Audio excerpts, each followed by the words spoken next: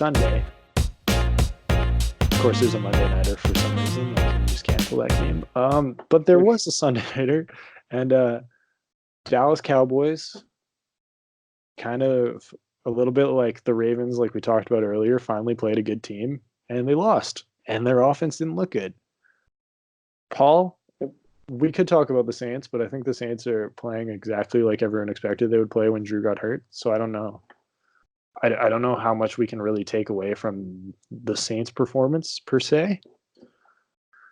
I think the real takeaway for this game is that Dallas did absolutely nothing on offense for a vast majority of this game.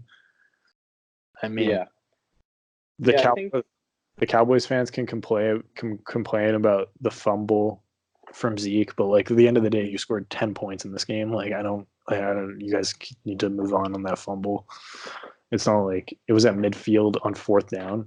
So like, yeah, I think my kind of takeaway for that, they shouldn't even have gone for that. Like, yeah, my feeling on the Cowboys was, I think Dak Prescott is going to have 3 or 4 of those games a year where he just doesn't look like very great after looking for 3 weeks like he's a almost MVP candidate quarterback that deserves every penny of a top quarterback contract.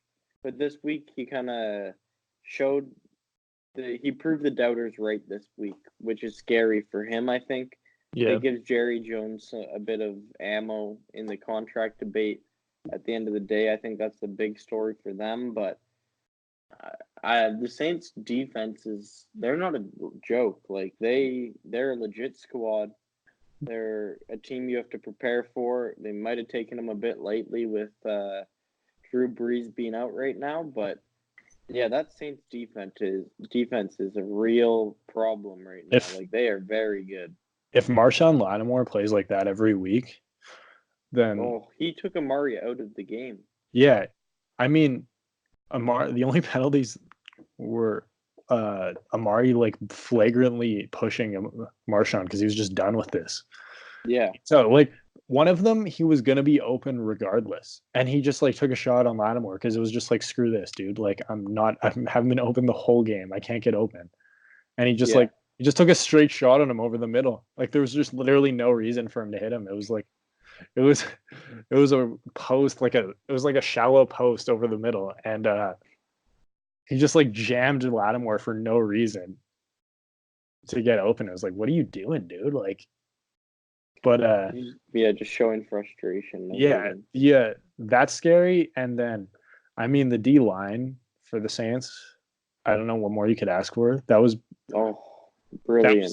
That was a strength of the team last year, and then with the addition of Malcolm Brown and the improvement of Marcus Davenport and Onyemata back and everything else, like Sheldon Rankins back from his torn Achilles last night, that unit has been absolutely dominant all season long. Yeah, and if they can keep playing like that, and Lattimore can continue his play from last week, I mean, man. The sky's the limit for this defense. The defense is kind of really coming together, and it's exciting to watch. I don't really have much to say on the offense other than Alvin is the best player on the team by far. I don't even think it's close. And Teddy continues to do enough to win, which is all you can really ask for. Mm-hmm. But I think the bigger takeaway from this game was, I mean, quickly on Dallas's defense, Jalen Smith and Leighton Vander Esch are so freaking good. Yep. Oh my god. This is a defensive game. If you like defense, you would have liked this game. It was really fun for that. But I mean, I wouldn't be scared if I were the Dallas Cowboys right now. It's one game. They can have a bounce back game. This defense is unbelievable that they came up against. Their defense is unbelievable as well, but you can't be upset holding the Saints to 12 points with guys like Alvin Kamara and Michael Thomas on the squad. But yeah, Alvin Kamara is the best, probably one of the best running backs in the game. You were saying to me earlier, you want to talk about the screen you said earlier? He is the best player I've ever seen at reading. Just like once the play starts to develop, he's like kind of taken what Le'Veon Bell got famous for at Pittsburgh and gone a whole nother level just with his next level patience and balance. Yeah. Just because, like, I don't think I've ever seen a player more dominant on tosses and screens. He's not like he's a really good player between the tackles, but where he becomes all time elite is in the open field anytime he gets an inch of space. Like we saw that there was one run between the tackles where he took the ball.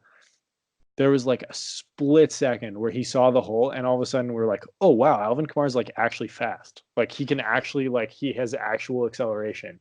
Yeah.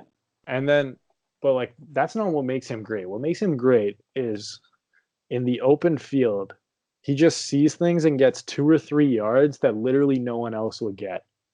Yeah. Just the sheer amount of times he gets the ball in the open field, and it should be a 4 yard gain or a 2 yard gain, and it ends up being a 4 or 6 yard gain. That's what makes him unique and so special, and I think that's what makes Saints fans love him so much.